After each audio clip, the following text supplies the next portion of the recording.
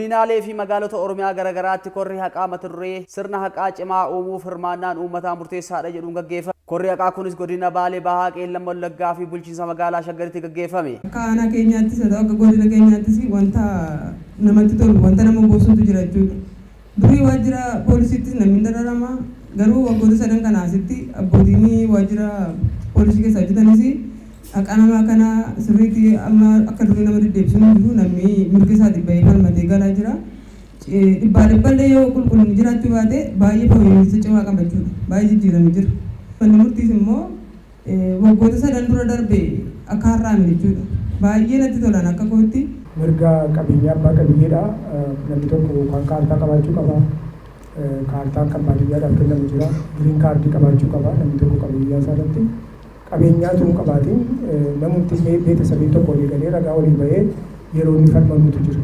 Waltajjii marii kanarrattis jiraattonni manneen murtii aadaa hundeeffamuu fi manneen murtii fi qaamoleen haqaa qindoominaan hojjechuun isaanii kenniinsi sirna haqaa akka fooyya'u taasiseera jedhan.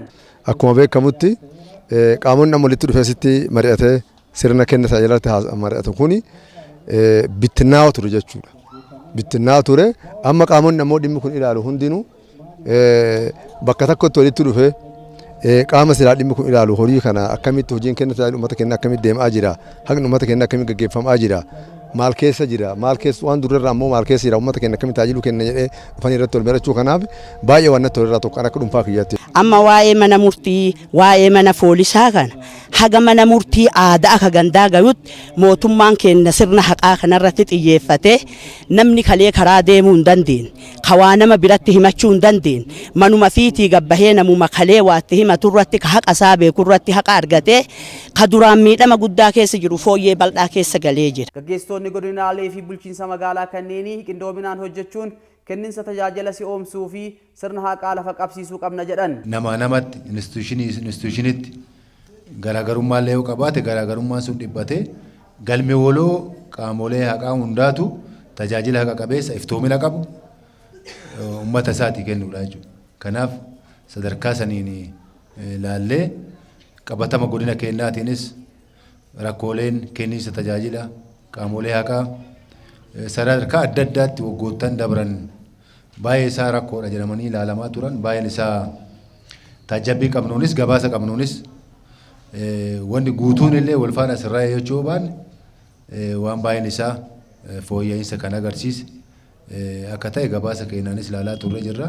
Ammas iddoowwan hanqinni jiru irratti sirriitti waliin mari'annee wanni mari'atan furmaata argata. Wanni mari'anne immoo dhuunfaadhaan namni maraata jechuudha.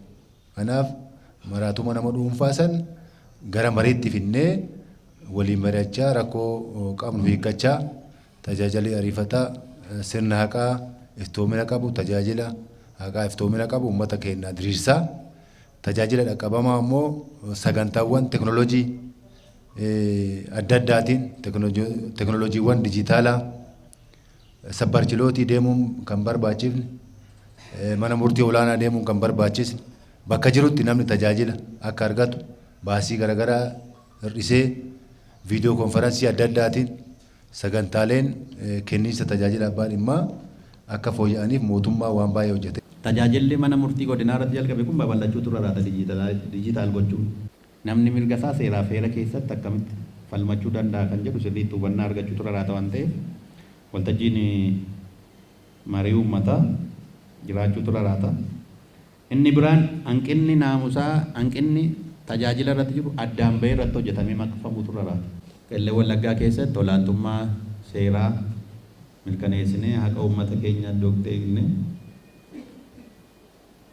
uummata keenyas gammachiifnee darbuudhaaf korri kun baay'ee murteessaadha waan ta'eef yeroo itti uummata keenya ceesisuudhaaf waliin hojjenneetu saba guddaa kanatti maqaa goonee qe'ee Oromoo keessatti seera olaantummaa akka qabaatu haqan akka eegamu goona. Hundaa ol olaantummaa seeraa mirkaneessinee hundi keenya sanaa gad jiraachuudhaaf hojjechuun nurra jira. Ani nama tajaajilee oduu na gaafattan nama hin beekne kan tajaajileet caala kan beekuuf caala. Ani kantiibaa kan ta'e nama beekuuf qofa miti. Ani kantiibaa kan ta'e jiraataa magaalaa kana hundaaf hawaasni yoo nu waliin dhaabbate, yoo nu waliin ta'e, yoo nu jabeesse waan guddaan magaalaa kana keessatti magaalaa egeree magaalaa mijooftuu taatu gochuudhaaf waliin taanee kutannoodhaan hojjechuu dandeenya kan jedhu ibsaa koreen kun qindoomuudhaan hojii bal'aa hojjetee magaalli kun tasgabbii argatee akka hojiilee misoomaa hojjetu hojii guddaan hojjetamee jira. Fairness equity irratti in hojjennaa jechuudha.